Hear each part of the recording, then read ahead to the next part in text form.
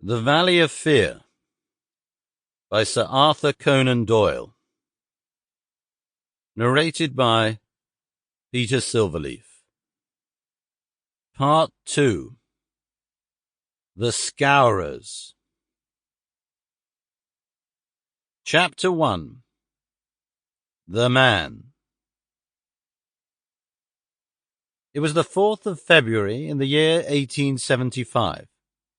It had been a severe winter, and the snow lay deep in the gorges of the Gilmerton Mountains. The steam ploughs had, however, kept the railroad open, and the evening train, which connects the long line of coal mining and iron-working settlements, was slowly groaning its way up the steep gradients which led from Stagville on the plain to Vermissa, the central township which lies at the head of Vermissa Valley.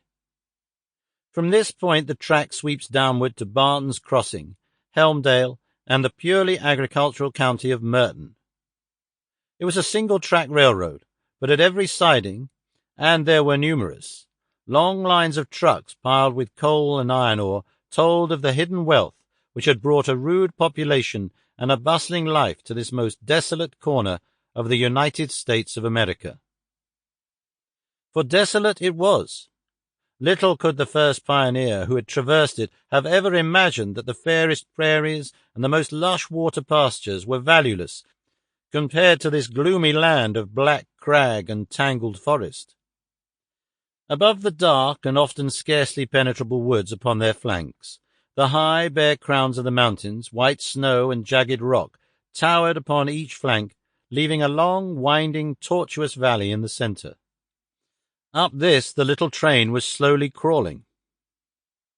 The oil lamps had just been lit in the leading passenger car, a long, bare carriage in which some 20 or 30 people were seated. The greater number of these were workmen returning from their day's toil in the lower part of the valley. At least a dozen, by their grimed faces and the safety lanterns which they carried, proclaimed themselves miners. These sat smoking in a group and conversed in low voices, glancing occasionally at two men on the opposite side of the car, whose uniforms and badges showed them to be policemen. Several women of the labouring class and one or two travellers who might have been small local storekeepers made up the rest of the company, with the exception of one young man in a corner by himself. It is with this man that we are concerned. Take a good look at him, for he is worth it. He is a fresh-complexioned, middle-sized young man, not far, one would guess, from his 30th year.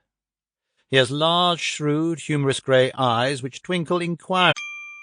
Sample complete. Ready to continue?